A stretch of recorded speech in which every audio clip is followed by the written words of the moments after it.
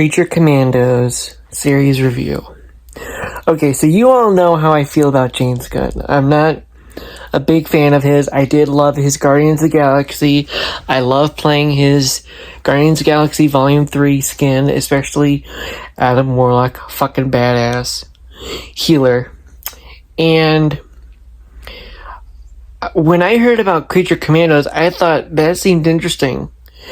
Because you got Frankenstein, because you know me, I am a huge fan of Frankenstein. I grew up thinking that Frankenstein was an idea that gave me, as a child, what surgeries were like.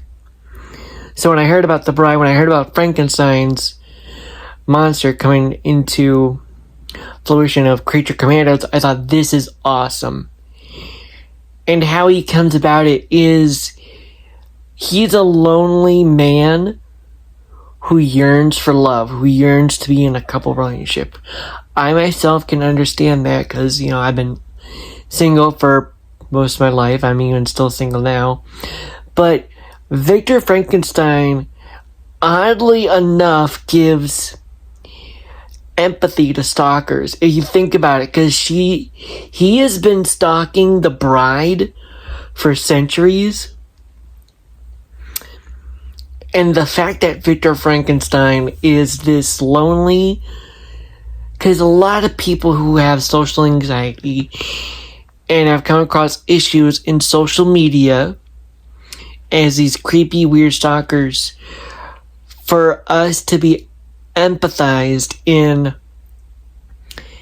Victor Frankenstein in Creature Commandos, I think that's beautiful. It gives us, like, just empathy of what makes us tick and who are the real monsters. Because actually what happens, and I don't want to spoil it for anybody, but for what happens in the series, you see how normal, regular human beings that we totally emphasize as princesses, just a lot of crazy stalkers and weird, creepy stuff that goes on.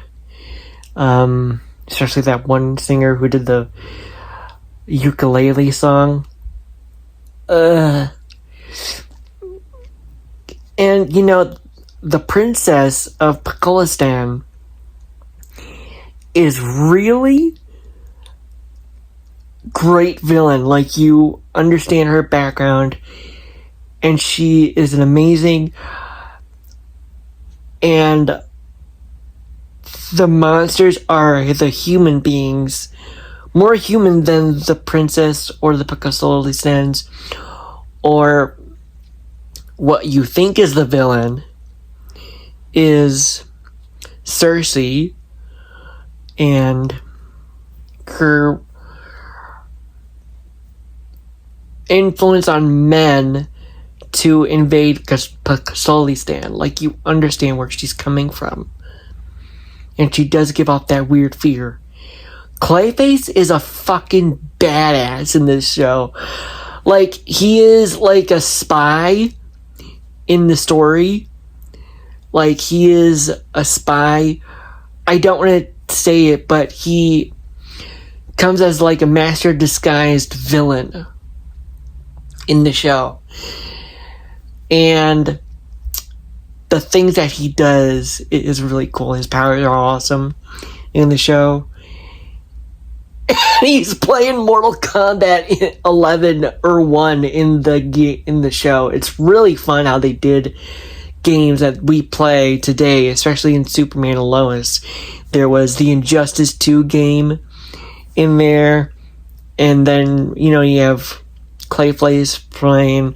I just love how that's making us feel like they are really part of our world. So, going on, the Weasel, oh my gosh. Like, you hear him told that he is this guy who murdered 70 or 30 women, children. The Weasel is this anti-hero who actually is portrayed as a monster because these police officers thought he was doing one thing, and because of a creepo or a weird pharmacist or farmer sees us as monsters, which actually, if you think about it, that is like told similar to Frankenstein's monster, Frankenweenie. We're all looked at when we're all disgusting, or we're these weird creatures and monsters. Like me, I've been emphasized as a monster, Frankenstein monster, my whole life, and symbolically in storytelling throughout my life. That's how I see myself, as this Frankenstein monster, who people look at as a monster, creeper, weirdo, and yet, or child predator, child molester, because I put a picture of myself on my YouTube banner. Like, seriously, you don't see the resemblance of that baby? So, the way I'm going about it is that, just like that similar issue that I'm going through, people in society, people who are protectors, or people who see these weird, freakish things, even medically challenged children, as freaks and monsters. We are all just more human beings than those who are influencers, YouTube channelers, Republicans, Trumpites, that they are the monsters, when people in society view them as heroes, godlike beings. And yet, we as medically challenged children are taken in as monsters and freaks and weirdos. Like that weird Trump thing that Trump said, that's how sick people are. People in society are. Like, they make people with disabilities look like we're freaks and weirdos and monsters. And just like in Creature Commandos, throughout their whole backstory, they are just human beings who suffered through a tragic event in their lives. Like, the bride's love was not Victor Frankenstein. It was the guy who resurrected her. And the guy who helped heal her be more human and understand life. And yet, he feels an empathy and love attachment to the bride. And I don't want to go on further, because I don't want to give anybody who went through an AS trigger moment. But you see, it's weird, but it's a love. Like, it's real love. And yet, you see how Dr. Frankenstein was a real monster. And a real creep and weirdo, by the way. And going on further, Dr. Phosphorus, who is like this... Imagine a nuclear ghostwriter. That's literally how he looks like. He looks like a nuked ghostwriter. And how he is told is that he's this monster. He's this guy who went through a change. And people are told that, oh, he did that on purpose. No. In the backstory, you see it very differently in how society has viewed him, because he went on to a vengeful rampage, killing all the people that wronged him, that put him in that nuke, and turned him into this, like I said before, a nuked ghostwriter. And through this vengeful rampage, like, now you see why I'm emphasizing him as a DC's Marvel's Ghost Rider. So, and then he goes using the powers that he has gained after killing these people this power and this just not masculinity, but like brain articulating, controlling mob boss, because he was turned from a monster due to people who were the real monsters, which are humans. And yet that's why he became this nuclear-related skeleton that became the ultimate crime boss, which I'm guessing is in Gotham, because I'm not going to reveal, but there is a Batman Easter egg of him in there stopping Dr. Phosphorus. And then, let's see. Oh, and then there's Nina Mazursky. I grew up being medically challenged.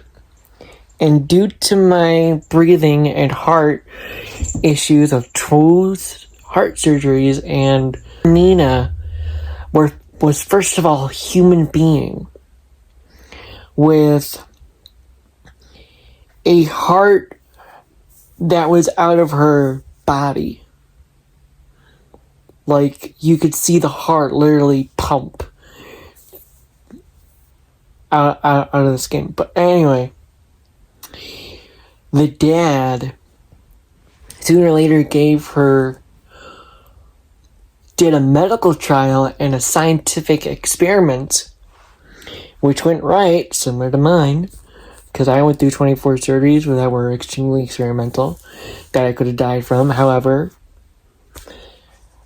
died after 5 times is a pretty good lucky number for me.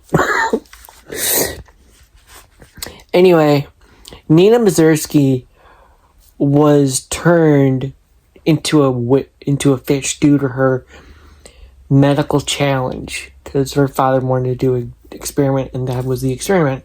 However, it turned her into a guppy, like a fish out of water, and she needed water. So her father created breathing apparatus, tubes, to help her socialize because she was born a human. However, due to her father's experiment, she was turned into what society would call a freak.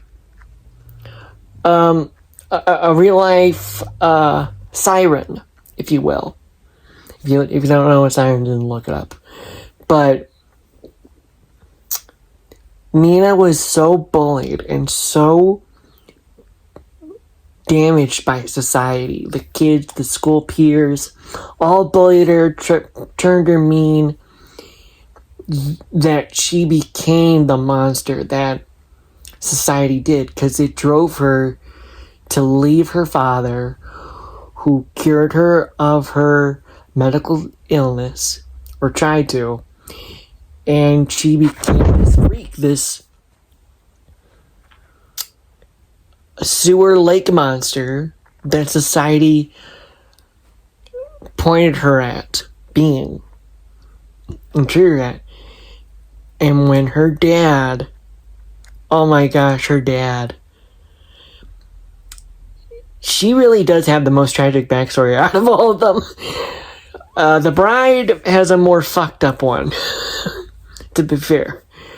But Nina Mazursky is more tragic than all the other characters combined. Like, she was treated as a monster because society treated her medical condition and her father's experimental trial as turned her into a fish freak, a siren freak monster. And in the story goes on, that's how she becomes Nina Mazursky in Creature Commandos. She's the most hearted and loving, caring person, and yet she uses science as a way to, because she was born from a medical, doctor father, that she uses science as like a fun thing to do with, like, imagine you meet a science nerd and his ideas of fun would be like a science experiment, or like being friends with Jimmy Neutron. That's literally how Nina Mazursky goes at. From a human's perspective. Human side. So, the villain... There's two villains, actually. I'm not gonna lie. There's two main villains. And yet, it's so weird and so authentic that, again, people who emphasize people who are princesses, royalty, they are the true monsters.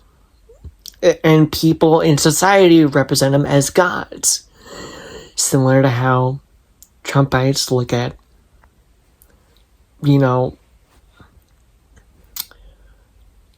our president as a god. So, in society, and a hero, when really, people who are medically challenged and people who are Democrats are really looking deep into the cracks and crevices of people in politics, the Republican Party in politics, and seeing, okay, people see them as gods. The society that we live in see them as gods. But us as Democrats, who've known their past, who've known their influence on people, see the cracks and crevices of a real monster, a real travesty to society that is corrupting and manipulating, religious cults. That's why religious cults are my villains in the stories. Because they have that power, they have that courage, corrupt courage to have on people. So yeah, that's what I thought of Creature Commandos. Thank you. Share, likes, in the description. This is Corey Daydream, signing off.